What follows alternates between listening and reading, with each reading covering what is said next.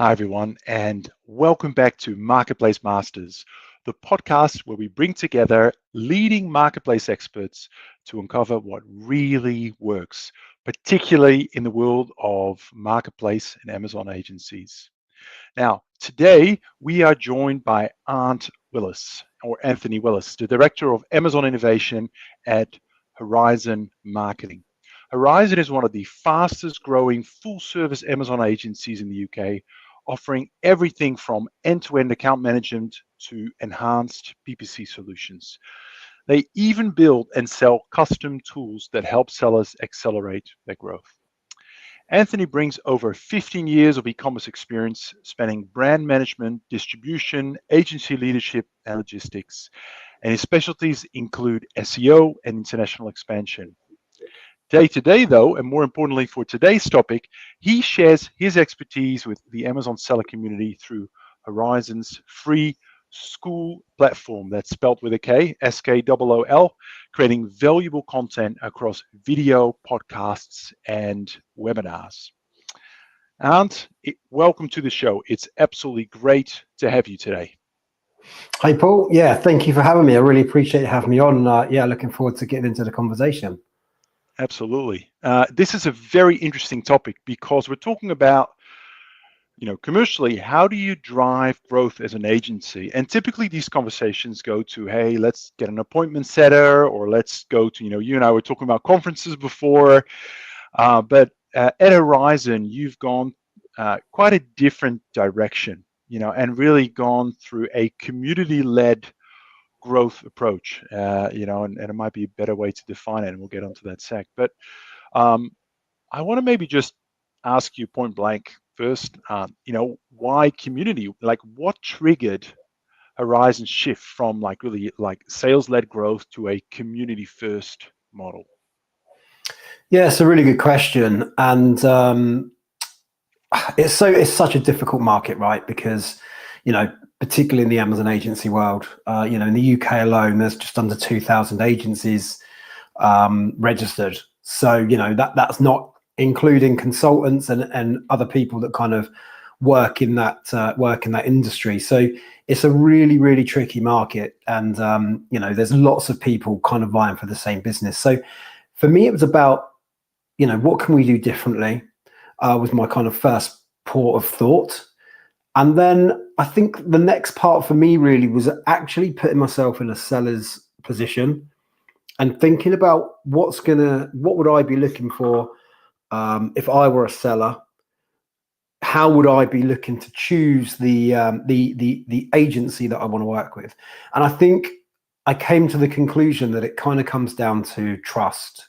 It's a big risk for a brand to engage in a contract with a business that they perhaps don't really know a lot about, bar a few sales calls. So for me, it's about building that trust and having something or somewhere where brands can kind of look to for information, and you kind of build that trust. And then obviously the idea is eventually that when the brand are ready to engage in an account management kind of relationship, then hopefully we'd be the first person or the first agency that they come to. Yeah, so you mentioned the word trust, building that relationship, really not just having that first interaction come across as the pitch, right? Which makes absolute sense. I do wonder though, with communities, it's all about having some sort of critical mass, right? If I join a community, I notice, there's a community of 10 Horison employees and 2 other sellers, then I'm going to feel a little odd, right? So how did you get that initial traction? How did you go about maybe just practice the first 50 or 100 members of this community? How did you get them to join? Yeah, so I guess this is the downside, if you can call it that, is that it's not a quick solution. This isn't something that you could build overnight. In an honest way, you could potentially go and buy people that can fill a community, but from our perspective, we want people that are going to engage, people that are going to add value. So the people that we want in our community are going to help each other. So they're all going to kind of, pull towards adding value. The way that we want to kind of build this is that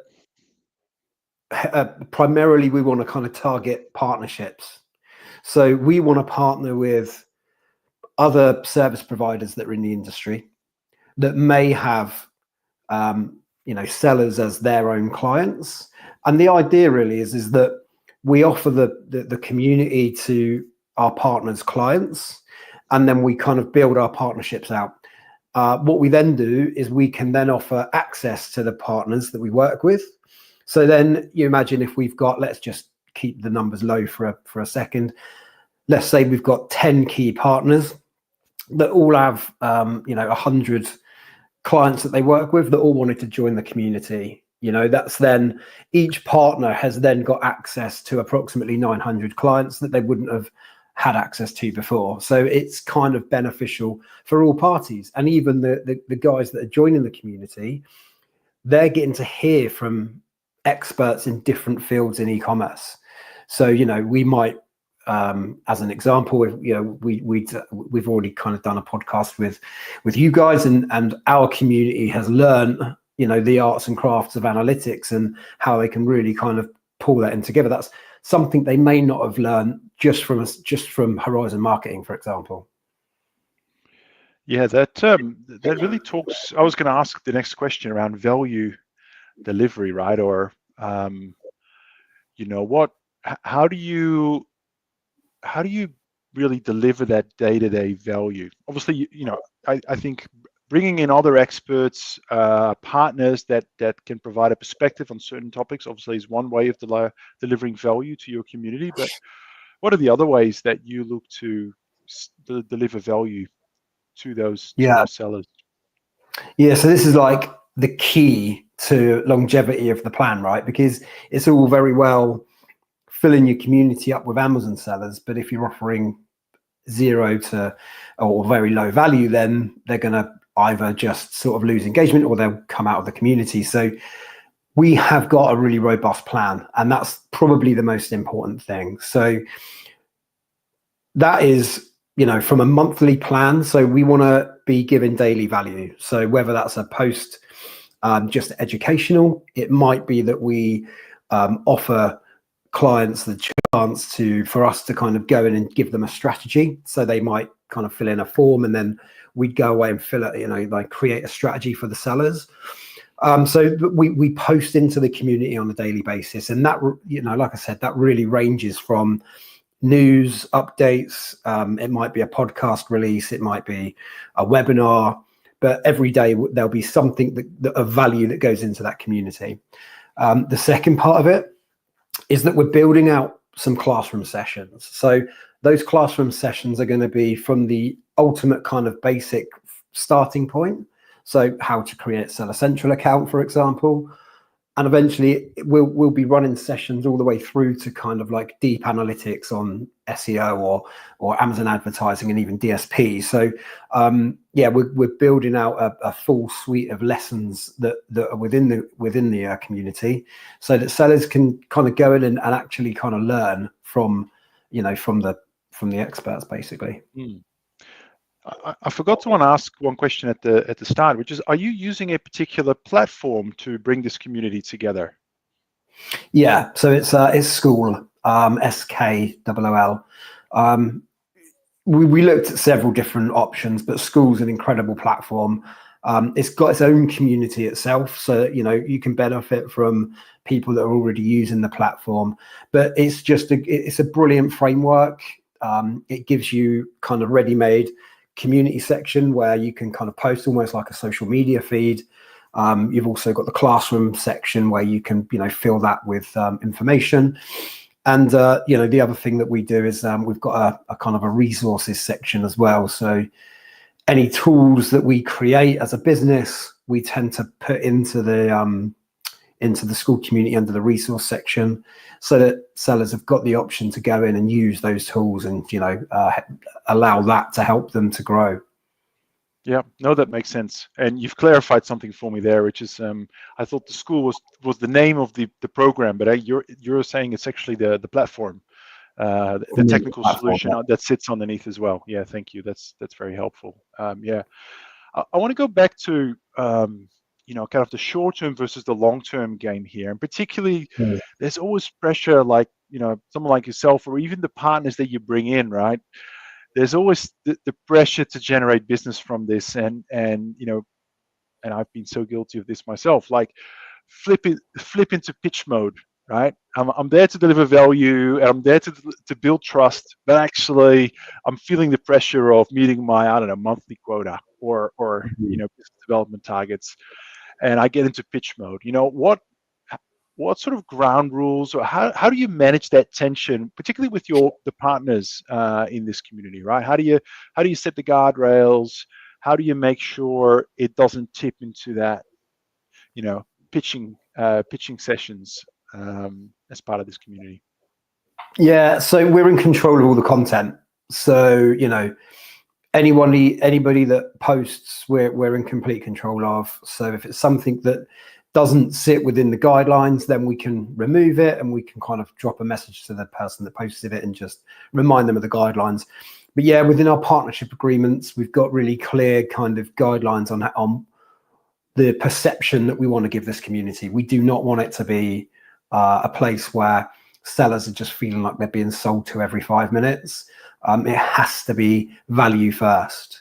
So obviously, the whole reason that a partner wants to get involved is essentially because they're going to want to kind of benefit from this as well. They're going to want to get their own clients from this. So there has to be an element of, kind of get in touch if you want to learn more, would be the kind of route that we would suggest. But yeah, there's certainly not going to be any kind of hard selling, if that makes sense. So everything comes with a value first kind of proposition. So whenever we do a webinar or a podcast, or we might do a co-branded feature, a co-branded post, it's always value first. So we kind of pre-check anything that gets posted to make sure the value's there before we post it. So yeah, it is difficult to find the balance because obviously everybody wants value from it, but we're very strict on the kind of it has to be offering value. Makes sense. Yeah, no, I think it's a difficult tension to manage, but I think if you're really clear on the guidelines up front, that certainly helps. And there's this sort of funny thing, which is the less you talk about selling or the less you pitch, the more people actually listen and trust you, right? Sort of this inverse thing.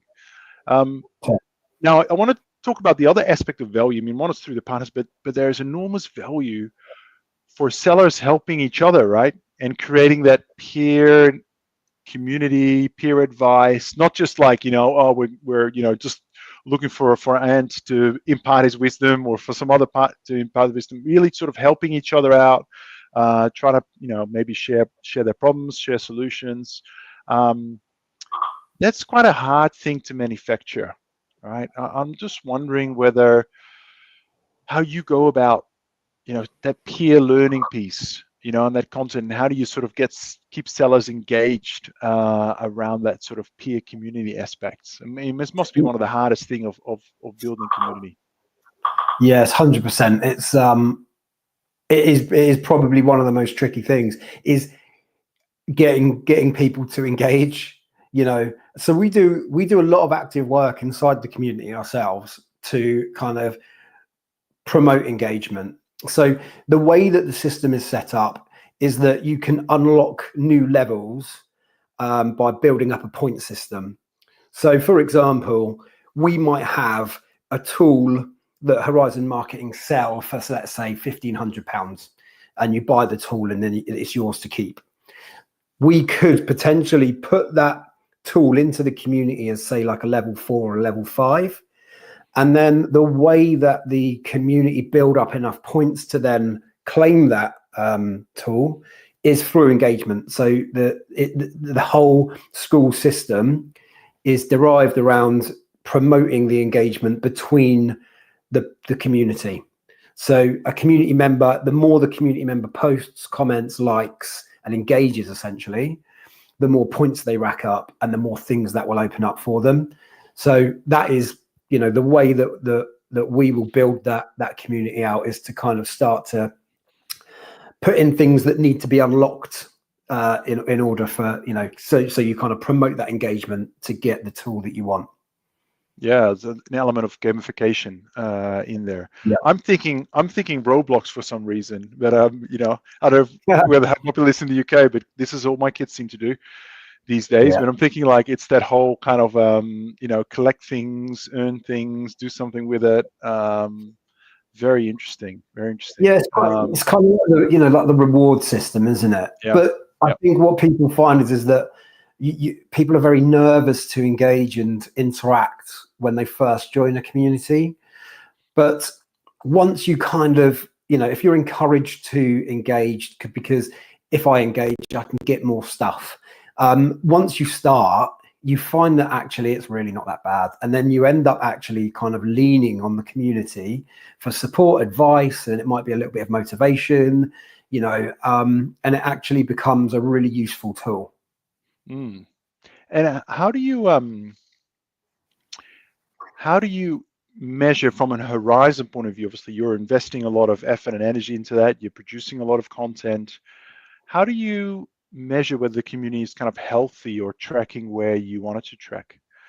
I don't know whether there's any out-of-the-box metrics that school provides, but what do you look at to say, actually, we feel like the community is in a good space, or actually we need to do some course correction over here, or how do you steer that ship?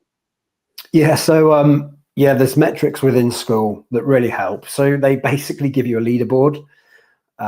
So you can kind of go and look at which community members are really engaging and which ones aren't engaging at all.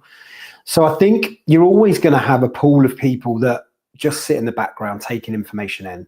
Like, that's inevitable. So you're always going to have that pool of people.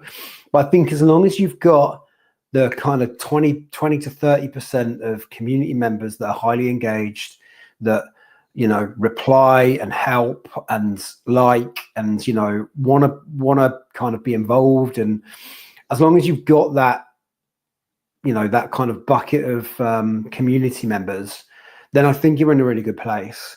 And then obviously we measure the success of the community really by the community members. Like, how many members have we got? We will begin to encourage our community members to share, to share the links with other community, with non-community members, to get them on board as well. So really, that's the kind of metric that I'm looking at is the kind of number of community members. Yeah, I guess the ultimate test is if community members start inviting other people to join that community, they're really putting their hand up and say, this is worth doing, this is worth investing your time in, and that's a really good, healthy indicator of the overall kind of community growth and health. Yeah. Now, let's talk about kind of the piece around growth, right? I'm not talking about community growth, but agency growth, right? This is not charity. There is some business outcome. It's more medium to long term, I suspect. But are there any early signs that you've seen, like any maybe wins where you've managed to attract a client or sign a client from the community, or have some really great conversations? Any proven results yet? So the community is still really, really young. We're still in the kind of infancy of building it out and getting enough people in there, but we've got really good engagement.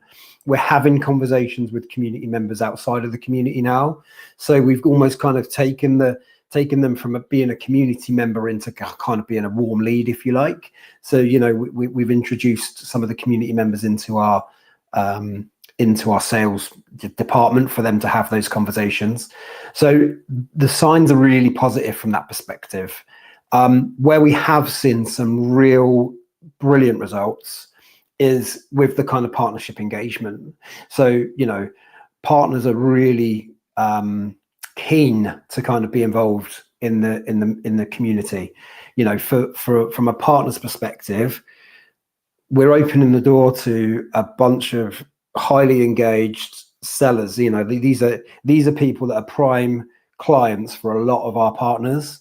So they're really keen to kind of, get in and show their expertise and become the expert of the community in their given field.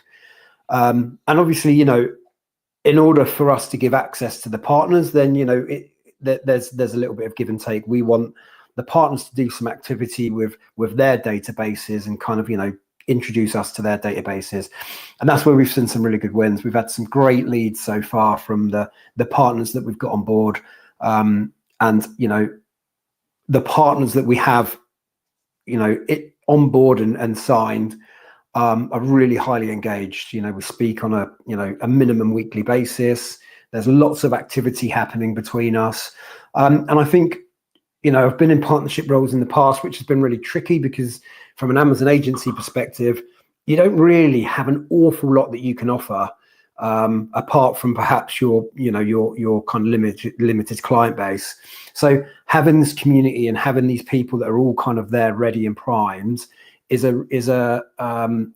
really engaging for the partner. The partner really wants to be involved, and as such, they're then really highly motivated to help us as an agency.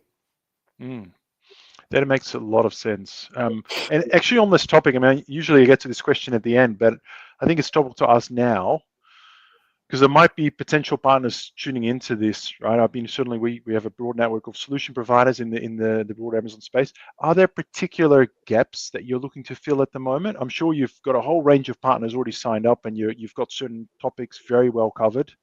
But are there any particular areas of expertise or tools or domain knowledge or services that you're looking to plug at this point in time to round out that offer for your community?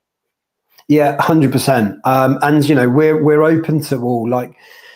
We've got some amazing partners at the moment that cover some really strong areas. But when you think of the kind of e-commerce landscape, there's so much to cover. We've got nobody in accounts, nobody in logistics.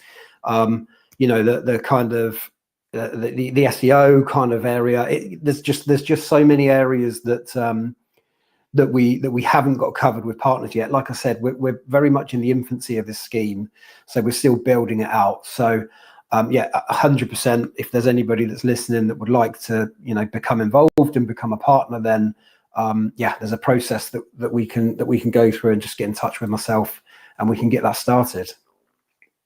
Fantastic.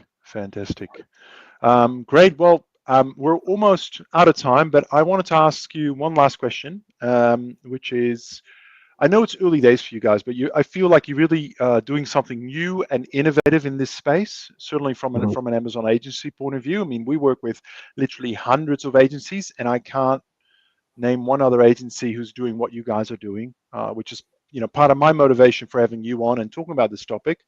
But it's early days, and I'd love to, I'm sure, because you're one of the first people out there, you would have made mistakes, errors, things you do differently.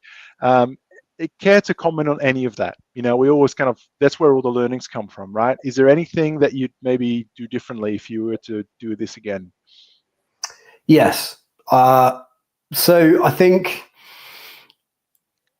the tricky part about building a community is that you want the kind of vanity metrics, and the vanity metrics are the amount of members that you have, because everybody can see how many members you've got. So you kind of treat that as a little bit of a vanity metric, and then you go hell for leather to try and get as many community members as you can.